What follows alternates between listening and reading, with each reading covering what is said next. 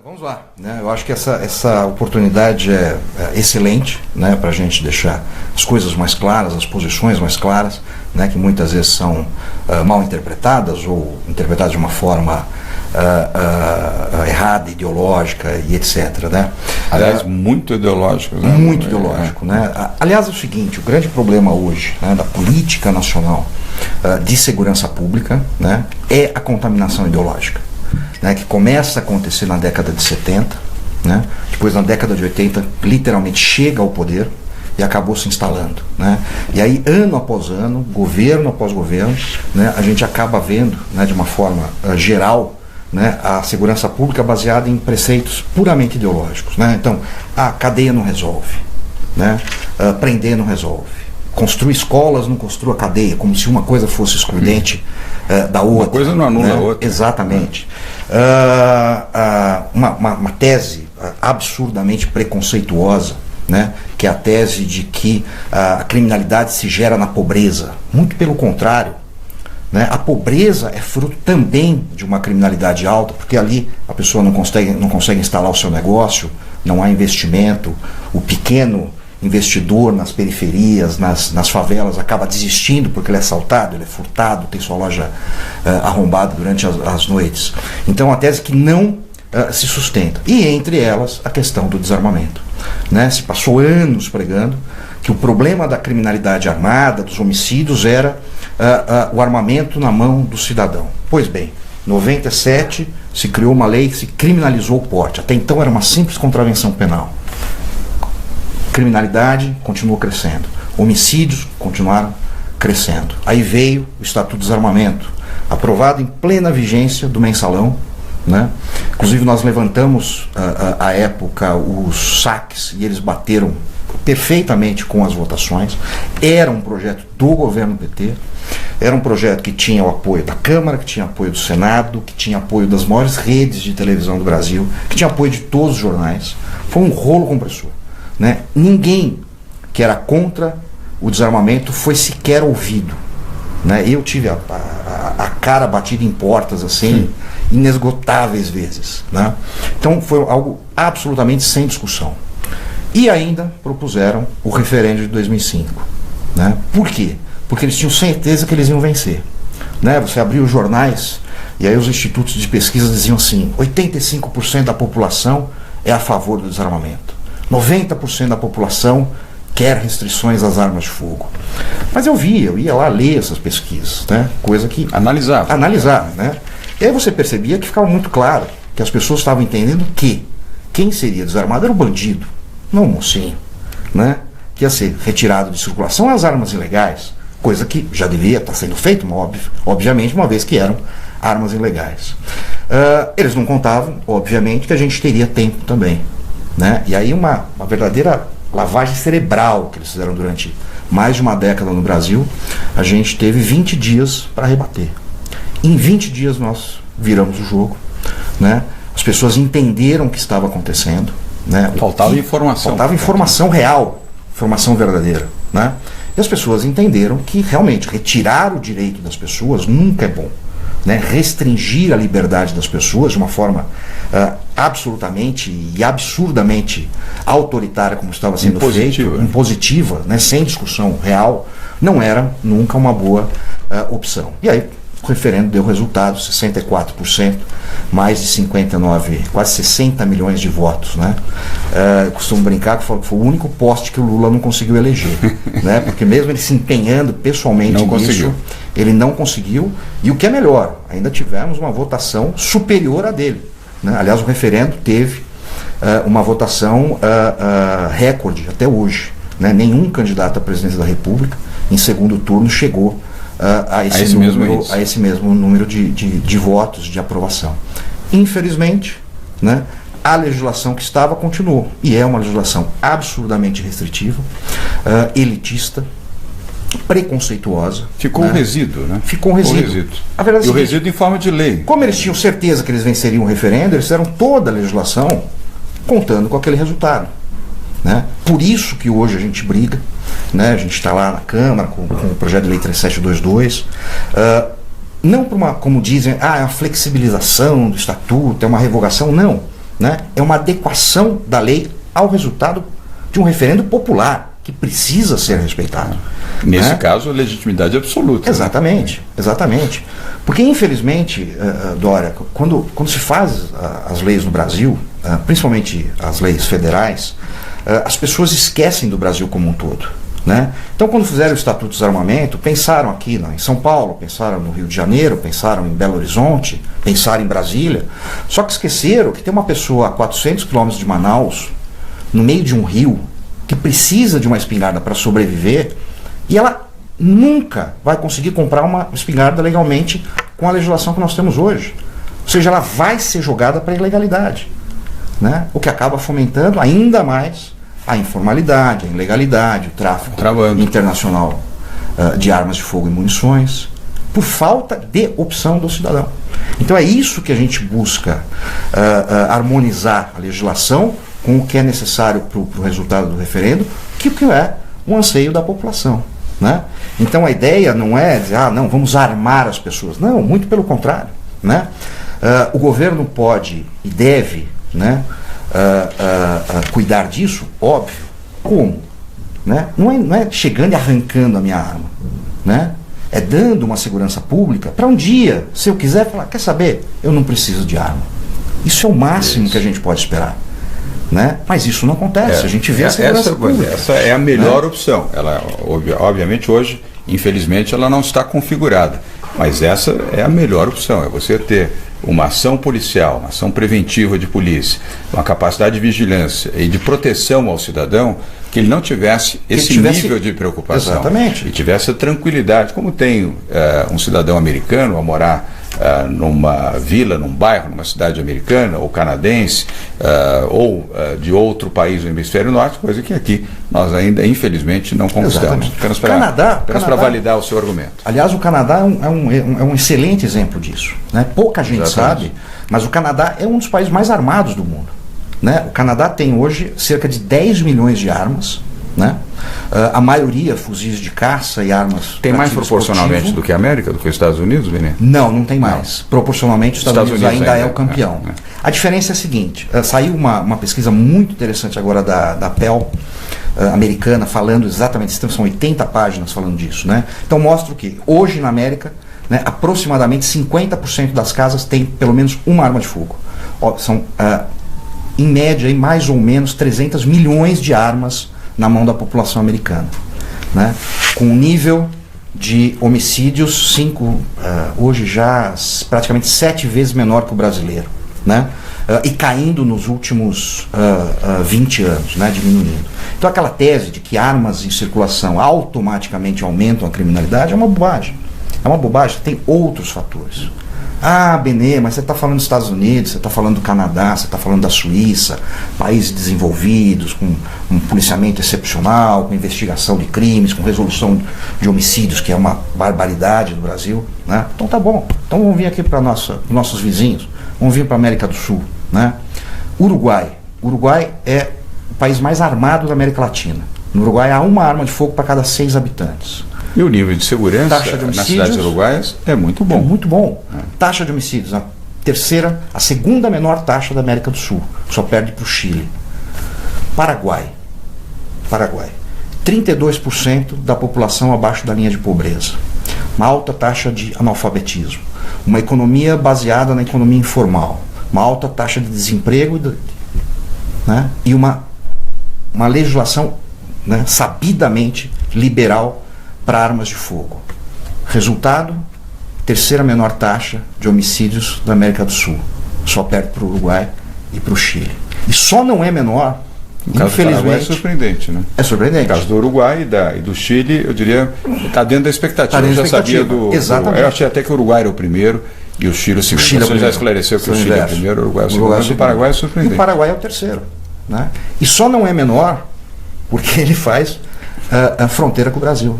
E a taxa de criminalidade de homicídios na fronteira acaba muito elevando grande, né? A taxa nacional. Né? Eu costumo brincar que eu falo, a segurança pública no Brasil consegue estragar até a segurança pública do Paraguai. Né? Causar danos aí nisso daí. Ou seja, tudo isso mostra, né? Acho que de uma forma inequívoca, isso a gente traz muito fortemente no nosso livro, essa questão de que não é a existência da arma de fogo que traz a criminalidade, né? Seria a mesma coisa de imaginar e falar assim, então quanto mais aviões voando, sempre vai ter mais acidente. Não é isso que acontece, porque você vai criando mecanismos, né, para evitar que isso aconteça. Você tem razão, não é a ordem direta. Né? Não é a ordem direta. Né? Você, às vezes, até encontra uma correlação direta. Ordem direta do ponto de vista de responsabilidade. Mas não é causalidade. Exato. Tem muito avião, então os donos de companhias aéreas são responsáveis são os culpados pelos acidentes. São os culpados. O piloto é o culpado, todo mundo é culpado. Né? No caso da arma, a priori. No caso da arma acontece o inverso, né? O que a gente assiste nos últimos anos é o seguinte, as manchetes são o seguinte: armas matam, como se não houvesse por trás dessa arma um ser humano que escolheu delinquir, porque o cometimento de um crime é uma escolha consciente, não importa, né? A própria ideia, né? A criminalidade em bairros pobres é maior. Eu sempre me pergunto, será? Eu acho que não. Ela é mais aparente.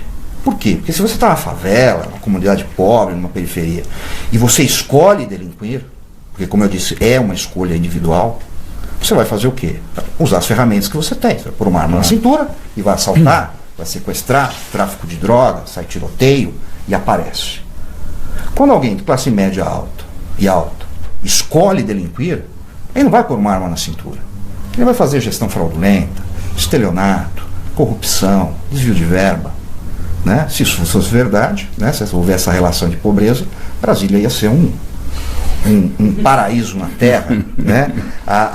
Ou o inverso. Ou o inverso. Né?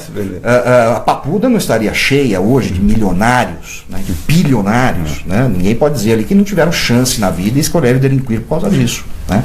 Então, isso é uma das coisas que tem que acabar, né? Para se realmente começar a se falar sério em segurança pública, né? É responsabilidade individual, né? Então, assim, se eu delinqui, né? Não foi o governo que me levou a isso, não foi a sociedade que me levou a isso, não foi a desigualdade social que me levou a isso, até porque senão você tem um discurso absolutamente preconceituoso que reforça aquele estereótipo de que, pobre é padrão, pobre vindo ali, esconde a carteira, é um absurdo. Eu morei na periferia quando eu casei, né? O que você vê ali é o que eu estava te falando, é gente empreendedora.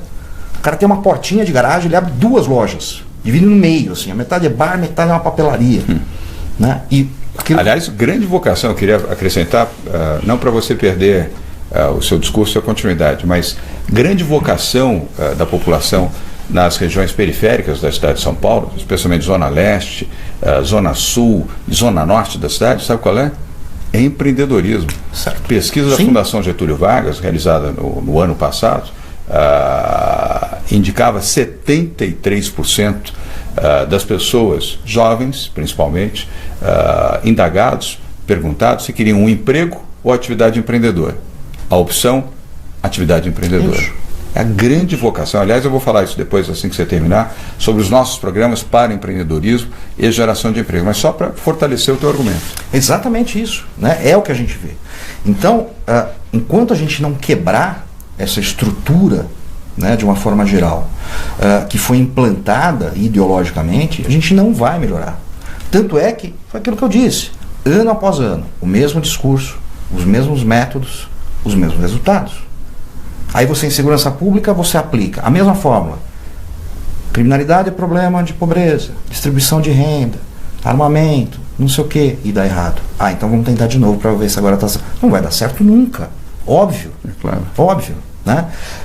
E onde você tem redução, né, que falsamente muitas vezes é atribuída ao Estatuto de Desarmamento, como por exemplo São Paulo, que começou a reduzir efetivamente os homicídios lá na década de 90. A partir de 98, 99, você começa a ter uma queda, né? Muito antes do Estatuto. Com quê? Políticas corretas de segurança pública, resolução de homicídios, né? Isso é a primeira coisa. Um homicídio A resolvido. própria segurança urbana também, né? Pronto. Você melhorar a ação preventiva, Claro, a presença tudo. da polícia nas ruas. Tudo. É a polícia nas ruas e a parte investigativa. Isso. Né? São Paulo hoje tem 40% de toda a massa carcerária brasileira, que tem 11% da população, ou seja, é o estado que mais prende e que mais mantém preso, mesmo com uma legislação absolutamente leniente com o criminoso. Né? Você comete 20 assaltos, é pego por um, cumpre 6 meses, 8 meses, 10 meses, se tudo der errado. Né, Bené? Se tudo der errado, foi o que eu falei. Que são presas, são aprisionadas pela Polícia Civil, pela Polícia Militar e Polícia Civil de São Paulo, e depois... Agora sai já na audiência de custódia, né? Impressionante. A audiência de custódia já é cometeu o crime e é liberado. E é interessante... Antes de cumprir, exatamente, um dia de pena. Né? Um dos problemas disso é o quê? É a superpopulação carcerária. E aí vem esse mesmo pessoal e diz o seguinte: temos no Brasil uma política de encarceramento em massa. Estamos prendendo os pobrinhos, os negros, aquela retórica esquerdista, vamos falar o português claro, que a gente sempre ouviu. Os né? istas. Os istas da vida. Né? O que eles não falam é o seguinte: lá atrás, quando eles incutiram na cabeça dos nossos políticos, dos governantes, da própria população, que o certo é construir escola e não presídio, eles geraram essa superlotação. Porque hoje o político, o gestor, o executivo, ele não gosta de aplicar em segurança pública nesse nível. Ele não gosta de dizer assim: vou destinar 1 bilhão para construir presídios. Prefeito, o senhor tinha que estar construindo escola.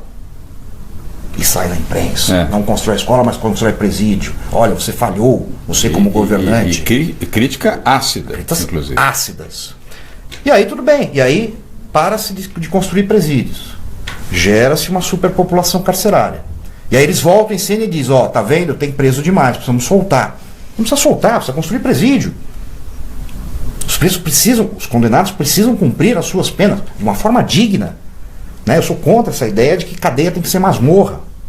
Mas também sou contra uma ideia falsamente humanista que foi criada, que a primeira missão da prisão é ressocializar o preso. Isso é uma bobagem gigante. Em nenhum lugar do mundo isso é assim. A prisão foi feita para tirar da sociedade aquele que não soube viver na sociedade. E dar a ele, depois de cumprida a sua pena, de uma forma digna, isso ninguém discute, a possibilidade de sair ou não. E voltar para a sociedade. Então, a ideia não é essa. A ideia não é... aliás, é até engraçado, né? Quando acontecem casos... Então, por exemplo, um latrocínio, né? O que é o latrocínio? Tem muita gente que não sabe, até para esclarecer. Que mata a sua vítima durante um roubo, para roubar, né? Então, acontece um latrocínio. Pô, tem que meter o cara na cadeia, né? Aí vem o pessoal: não é bem assim, cadeia não resolve, vamos com calma, não adianta jogar o cara 30 anos lá, o que levou ele a isso, não sei o que. Bom, aí acontece um caso diferente. Por exemplo, quando aquela pessoa invadiu lá os skatistas na Rua Augusta e atropelou. Pronto, a partir dali tem que ser pena perpétua.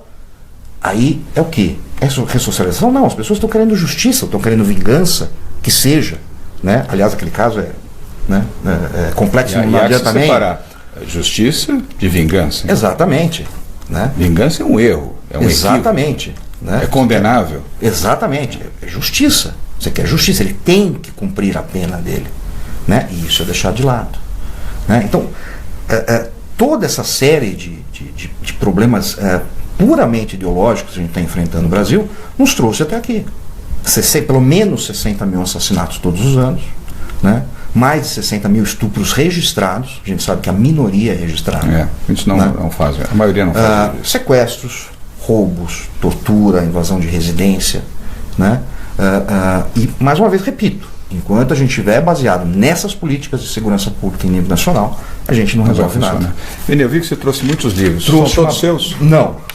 Agora são todos seus. Tem alguns que são de coautoria, né? Isso. Esse é o meu, coautoria com Flávio Quintela, que trata especificamente da questão do desarmamento, principalmente focado aqui no Brasil. Sobre desarmamento. Né? É uma Continua nas livrarias? Continua nas livrarias. Se quiserem, podem encontrar. Continua nas livrarias. Tira para mim sobre desarmamento. é um livro que a gente fez com uma Flávio Quintela, com a linguagem mais clara possível, né, mais simples possível, para que realmente as pessoas entendam e aprendam, né, eu costumo dizer, aprendam a identificar, imagina, a identificar o que é publicado, né, do que é verdade. Né? Então você vê lá, 80% armas matam na imprensa, é mais ou menos o que acontecia com as marginais. Né? Quando se falou em subir de novo a velocidade das marginais, começou a aparecer estudo de todo lugar. Estudos comprovam isso. Estudos comprovam que a cada 1 quilômetro a mais 20 mil pessoas morrem por ano. Né? Aí você vai ver aquilo e fala, mas não é nada disso. Conversa fiada. Né? Conversa fiada. Inclusive os índices, nós revelamos essa semana. Houve uma diminuição do índice de mortes nas marginais, contrariando as informações equivocadas e até mentirosas que foram veiculadas. E nenhuma morte, graças a Deus, espero que continue assim, nas marginais Tietê e Pinheiros, foram originárias de excesso de velocidade. A maioria, lamentavelmente, vitimou motociclistas. 84% de motociclistas que, de maneira temerária, dirigem nas marginais Tietê e Pinheiros. E alguns motoristas que também, de forma temerária, não respeitam motociclistas.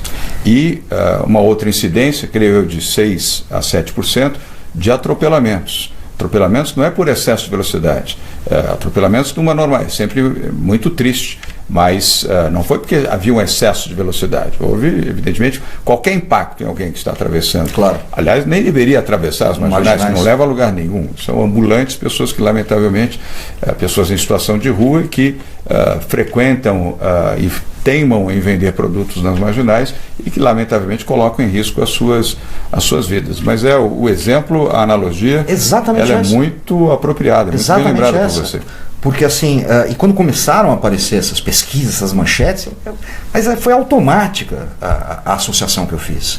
Né? Agora, quando até vinda dos mesmos institutos. Vou te dar vou aumentar ainda mais o seu argumento. Quando foram fazer a pesquisa, inclusive um importante instituto de pesquisa aqui de São Paulo, respeitável, mas quando encomendaram, o Jornal de São Paulo encomendou a pesquisa a esse instituto, os jornalistas, enfim, os editores tinham certeza de que a população condenaria o aumento da velocidade. O que aconteceu? O inverso. O inverso. A maioria absoluta da população consultada aprovou o aumento das velocidades nas marginais Tietê e Pinheiros, na forma correta, sensata e tecnicamente feita, com a ajuda da CT, da Companhia de Engenharia de Tráfego, da cidade de São Paulo, desde 25 de janeiro deste ano. Tanto é que nós vamos manter, porque as velocidades ali estão funcionando bem, atendem adequadamente. Vale uma outra lembrança também para fortalecer o seu argumento, você sabe disso, mas para lembrar quem está nos assistindo aqui, que mais de 70% dos acidentes nas marginais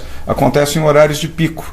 Onde está qual é a velocidade? Média, 40, 45 km por hora, porque é o pico da faixa das 17 até as 21 horas.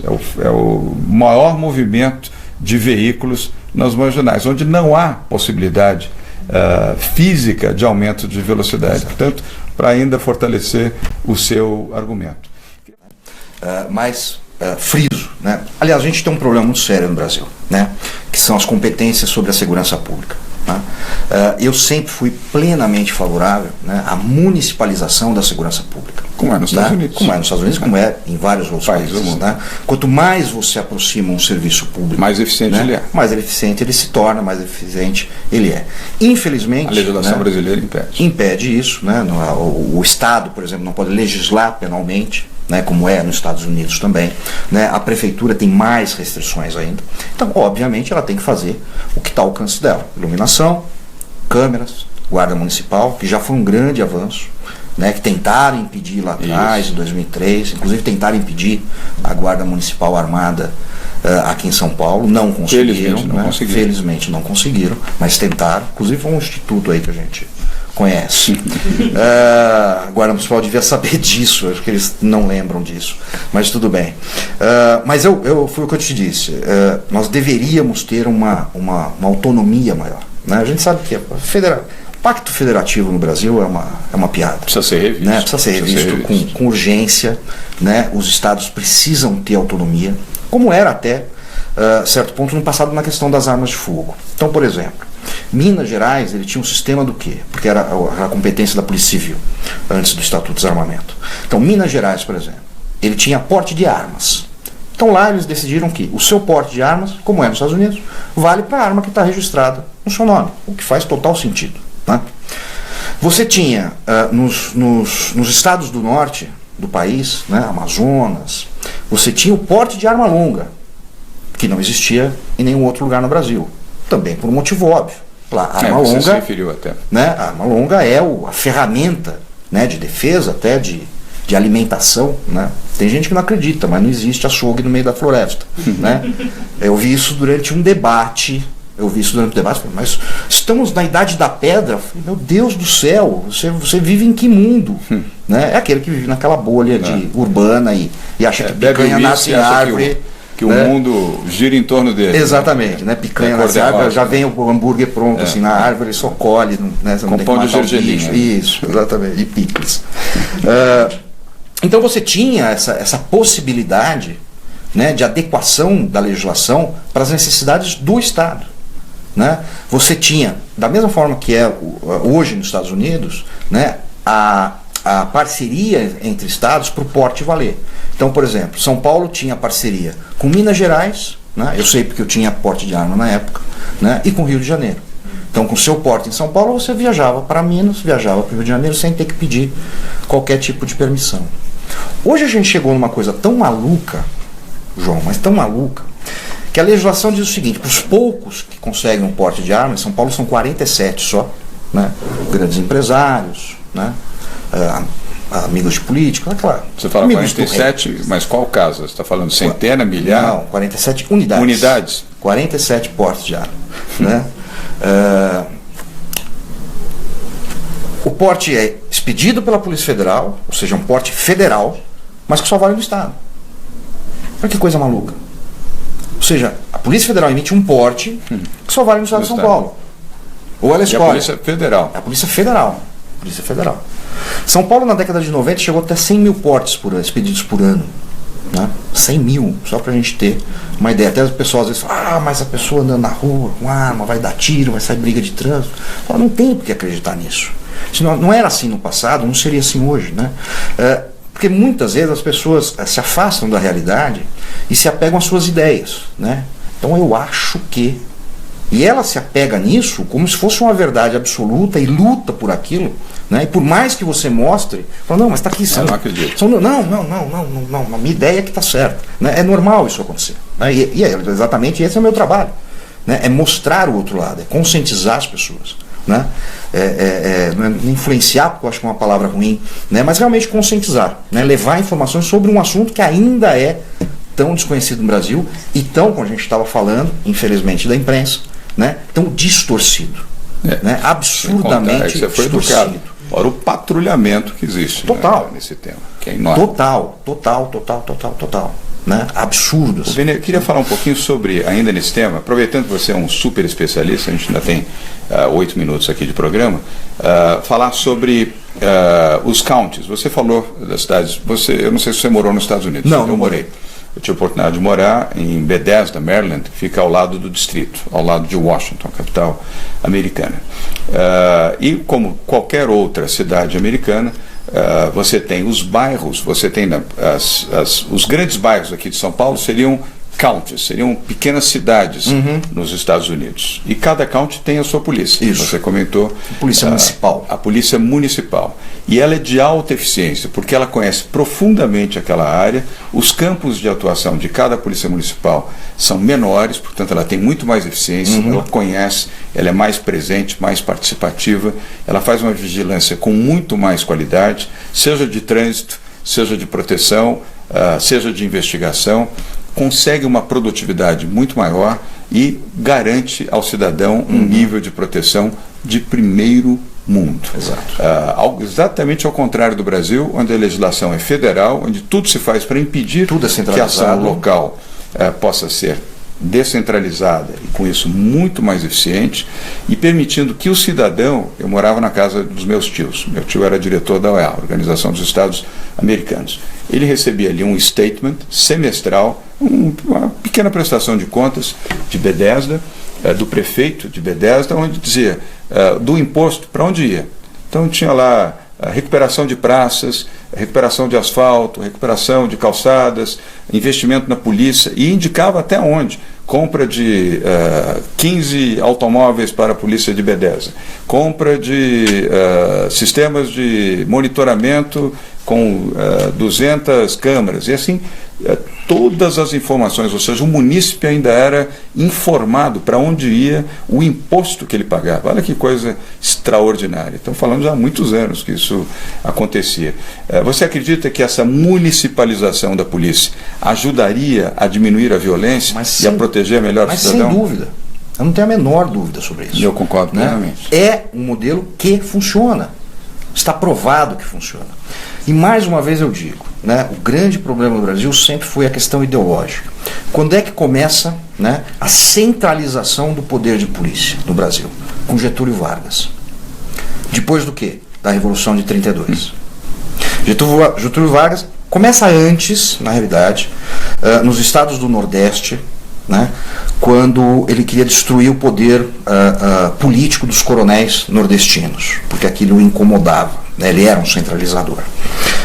E ele faz o quê? E era um ditador. E era um ditador. Ele era um ditador. Né? Então, primeira coisa que ele faz, desarmamento no Nordeste. Foi o primeiro a lançar uma campanha de desarmamento no Brasil, foi Getúlio Vargas. Um desarmamento voluntário dos coronéis nordestinos. Infelizmente, alguns caíram, né? Como, por exemplo, o coronel Gregório Matos, que era um dos coronéis mais queridos na Bahia, né? Tinha um poder político gigantesco, tinha um arsenal gigante, o que obviamente garantia esse poder, né? E ele se desarma, ele entrega, pra você ter uma ideia, isso no final da década de 20, começo da década de 30, ele entrega 35 mil armas para o governo federal. Quando sai o último vagão de armas, ele é preso pelas forças de Getúlio Vargas. E a população da cidade dele só pôde assistir porque estava desarmado, não pôde fazer nada. Getúlio Vargas é pressionado, o solta, sem deixá-lo sair de Salvador. Ele um dia passeando com a filha de 6 anos é assassinado por um policial com 3 tiros pelas costas. Obviamente, amando se sabe, ou se imagina de quem. Depois disso explode a Revolução de 30. E nisso daí, olha só que engraçado, Getúlio ainda usa o Lampião como desculpa para o desarmamento do Nordeste. Porque ele inventa a seguinte história: olha, Lampião só consegue as armas dele roubando as armas dos fazendeiros. Nós já ouvimos essa história, hein? Nós já ouvimos essa história aqui há muito pouco tempo atrás, quando inventaram as campanhas de desarmamento. Olha, a arma do criminoso foi do cidadão de bem, que é roubada e volta. Mentira. Foi a mesma mentira que ele usou lá para desarmar os fazendeiros. Depois disso estoura a Revolução de 30, né? E ele percebe uma coisa interessante, né? São Paulo é esmagado, as forças de São Paulo são esmagadas. Quais são as forças de São Paulo?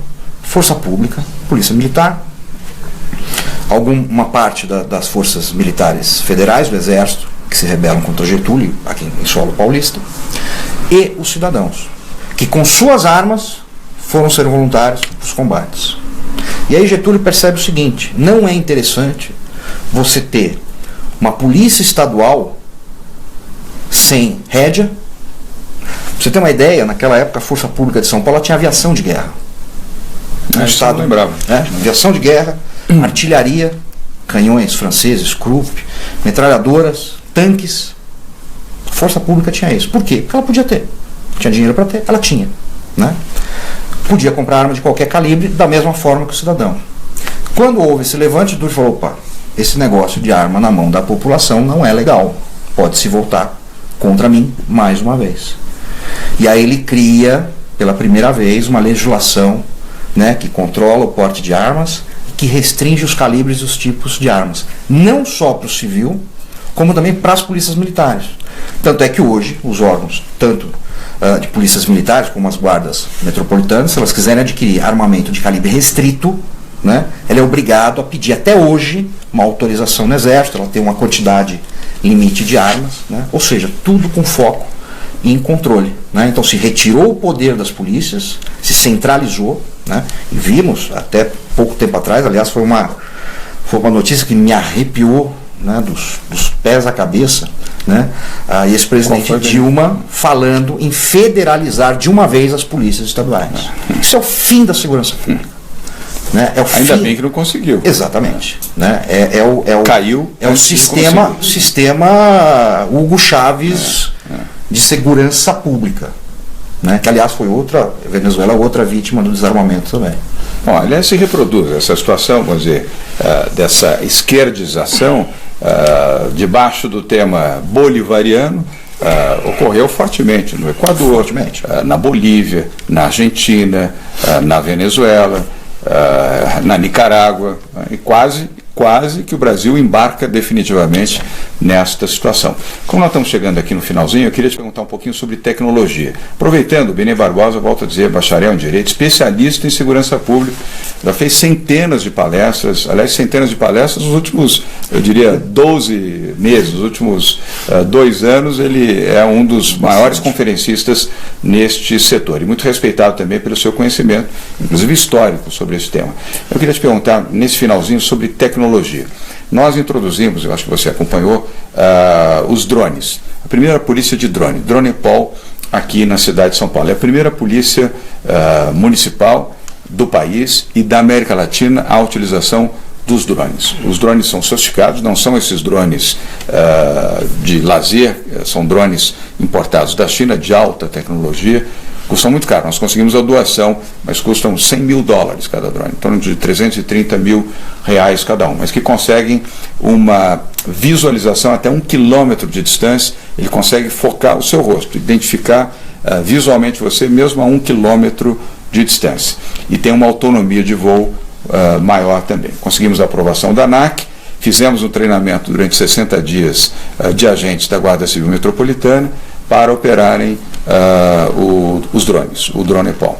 E temos utilizado os drones diariamente, inclusive na vigilância da Nova Luz, da região central da cidade, para contribuir com a Polícia Civil e a Polícia Militar na identificação dos traficantes, para prender traficantes na região central da cidade. E tem ajudado muito, que com estas informações visuais, a Polícia Militar e a Polícia Civil, sobretudo o Departamento de Narcóticos, têm conseguido atuar nessa região central de maneira cirúrgica, identificar e prender traficantes, narcotraficantes no centro da cidade de São Paulo. Eu queria ouvir um pouco você sobre tecnologia, inclusive essa das imagens transmitidas pelos drones, que também vão para o COPOM, Centro de Comando de Policiamento da Polícia Militar, e depois compartilhados com a Polícia Civil.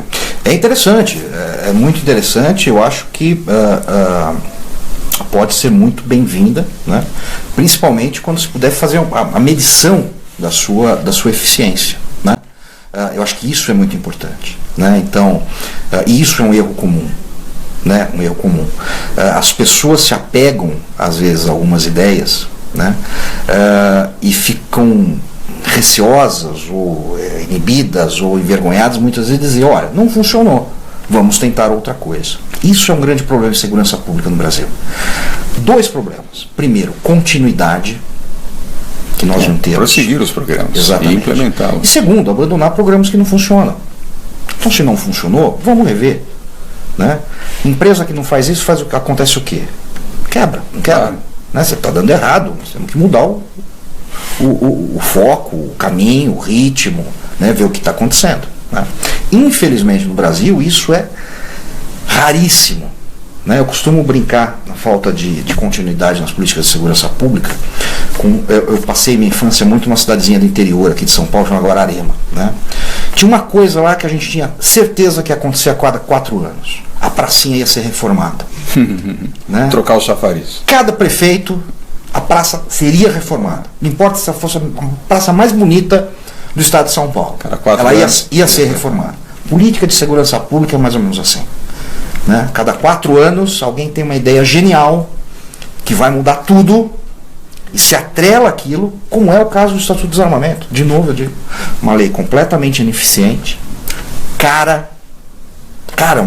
uma lei que custou bilhões. Só o referendo, se a gente for levar em conta a isenção fiscal das rádios e TVs durante a propaganda, chegou a R$1 bilhão. É muito dinheiro. Caríssimo. Né? Benê, eu queria te ouvir um pouquinho, nós estamos quase encerrando. eu reconheço o seu entusiasmo. Eu queria falar um pouco de tecnologia mesmo, porque é o que nós estamos fazendo como investimento em São Paulo. É evidente que a política de segurança cabe ao governo do Estado, Polícia Militar, Polícia Civil, mas hoje de forma integrada com a Guarda Civil Metropolitana. Você acredita que elas não se falavam, né? O sistema de comunicação, até a gestão passada, a Guarda Civil Metropolitana não falava com a Polícia Militar. Agora fala, agora nós temos comunicação absolutamente integrada, em uma gestão compartilhada, inclusive, do ponto de vista de situações e análise de situações. E investindo em tecnologia. Sistemas de rádio, inclusive os sistemas mais modernos, que são os rádios com câmera.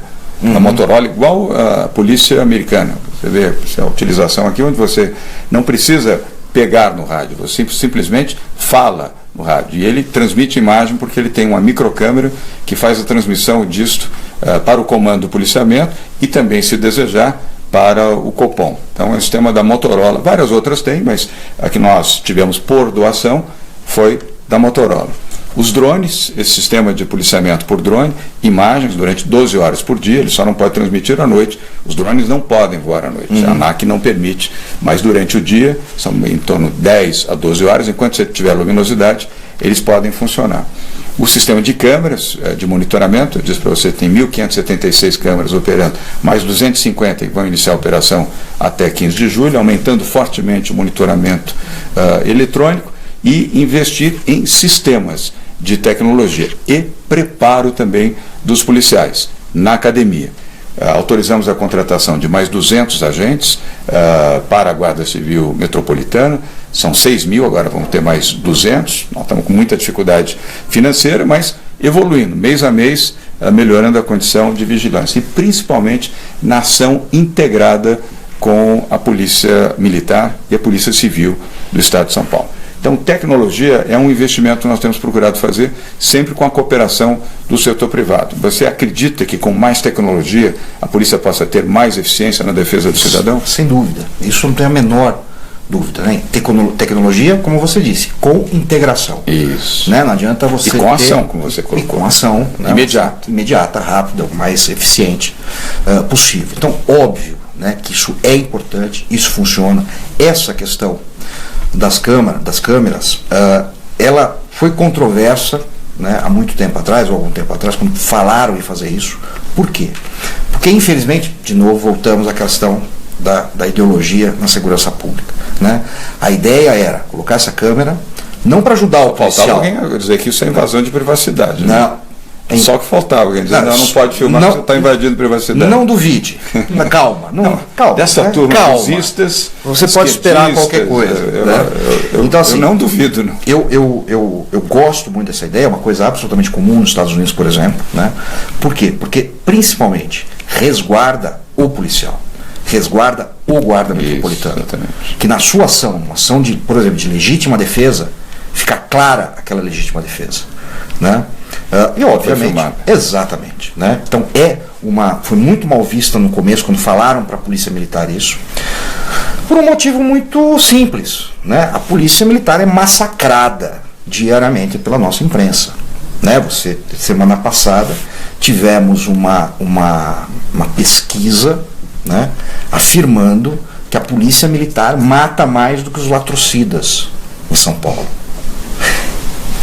Essa afirmação é de uma bestialidade, né, de uma irresponsabilidade tão gigantesca, né, porque coloca, né, o policial como se ele fosse pior que um latrocida. Vou te dar um outro exemplo agora, dessa semana. A Polícia Militar, com o trabalho de inteligência da Polícia Civil, da Polícia de Narcóticos, com o apoio da Guarda Civil Metropolitana, identificou um traficante, um forte traficante, aqui numa comunidade próxima ao centro da cidade de São Paulo. A polícia foi lá, foi capturar, tinha mandato de prisão para capturar este traficante, foi recebido a tiros e a bala fez a reação, evidentemente, o policial, claro. Numa circunstância como essa, ele além de se proteger, tem que reagir. Reagiu, matou esse traficante, lamentável sempre, evidente, toda morte se lamenta, mas eles estavam em defesa no cumprimento da sua ação e do seu dever, que era prender o traficante, porque tinha um mandato judicial para prender o traficante. E era, de fato, um traficante. Parte da imprensa glorificou aquele bandido que era traficante e ainda lançou como se tivesse havido um assassinato, uma execução por parte da Polícia Militar, que de fato não houve. Infelizmente, tinham imagens que garantem, evidentemente, que a polícia não agiu em excesso, cumpriu a sua obrigação, só para, de novo, fortalecer o seu argumento. Exatamente. E eu acompanhei isso, para e passo, através da Secretaria de Segurança Pública do Estado de São Paulo. Repito, ninguém aqui está louvando a morte, nem a ação extrema para isso, mas lá na legítima defesa, um policial cumprindo no estrito cumprimento do dever, aí você glorifica o bandido e transforma o bandido que assalta, que mata, que rouba, que trafica, que pega adolescentes e coloca drogas e estimula essas crianças ou jovens adolescentes a irem para o caminho das drogas ou se tornarem traficantes, e aí transforma isso num herói. Exato. E o policial que trabalha sob risco o dia inteiro, ele se torna o responsável, ele vira um bandido na história. Infelizmente. Você lembra o caso do... Não estou dizendo que todas as situações sejam essas. Não, mas neste acontece, caso específico, acontece muito. Foi. Acontece muito. Eu digo que, infelizmente, né, há sempre uma glorificação, né, do bandido, do errado, né, isso não é raro. Né? Você lembra aquele caso no cinema do Shopping Morumbi, que o cara entrou atirando, né? Durante uma sessão de cinema. Durante uma sessão de cinema, com uma metralhadora que ele comprou numa favela. Alguém lembra de ter visto uma fotinho sequer do herói que estava dentro do cinema, que se levantou e se jogou em cima dele enquanto ele foi trocar o carregador? Nada, nenhuma palavra. Como se fosse proibido, como se fosse feio. Né? O heroísmo no Brasil parece que virou uma coisa feia. Às vezes eu vejo notícias, né? Tipo, ou o cumprimento da função. Eu ia falar isso agora. Dessa pessoa eu me lembro bem até. Faz bastante tempo isso. Muito tempo. Década de 90. Isso, tem 90 por mais de 15 anos.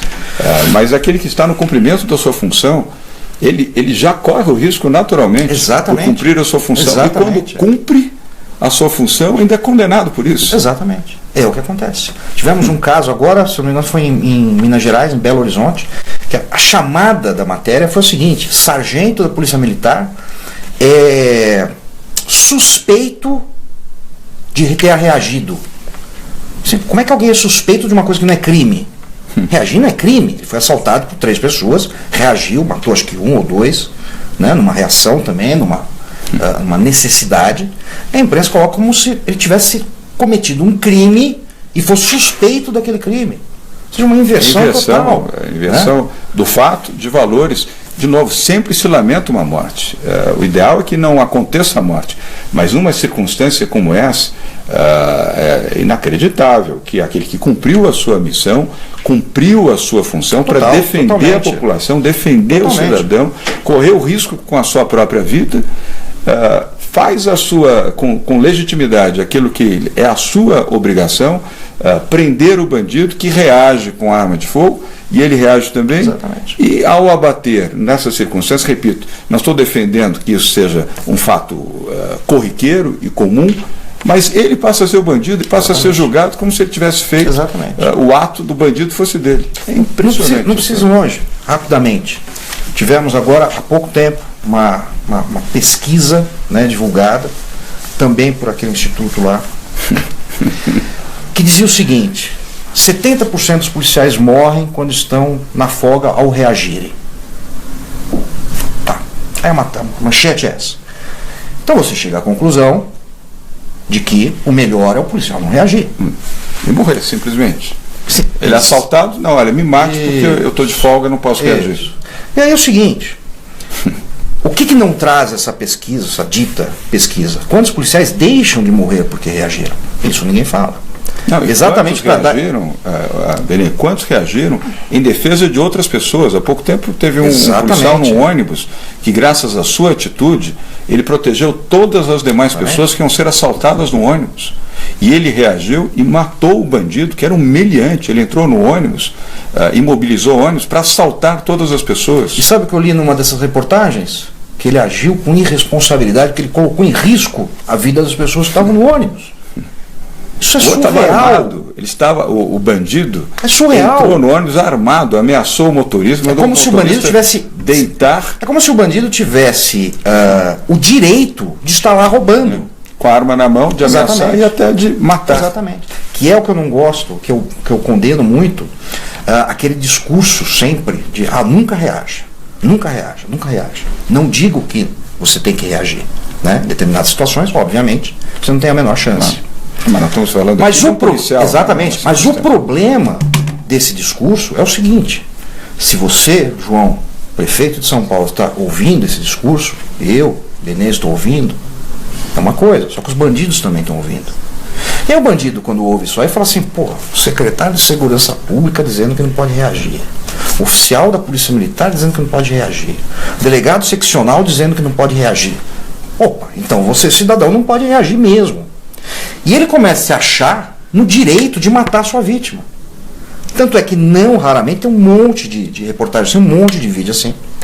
Quando o criminoso é pego depois de matar a sua vítima durante um assalto, a primeira coisa que ele diz: mas ele reagiu.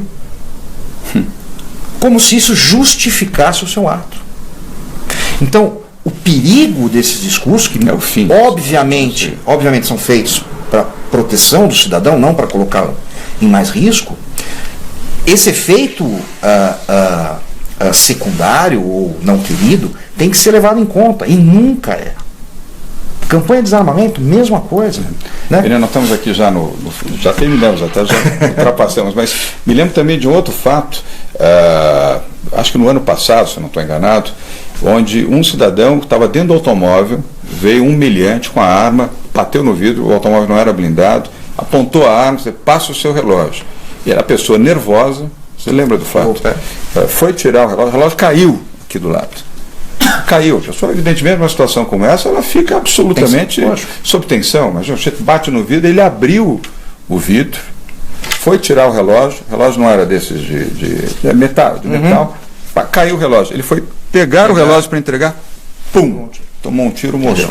Um tiro atravessou o cérebro desse cidadão e morreu. E aí, bem capaz desse cidadão dizer: não, eu matei porque ele reagiu. Eu achei que ele ia pegar uma arma.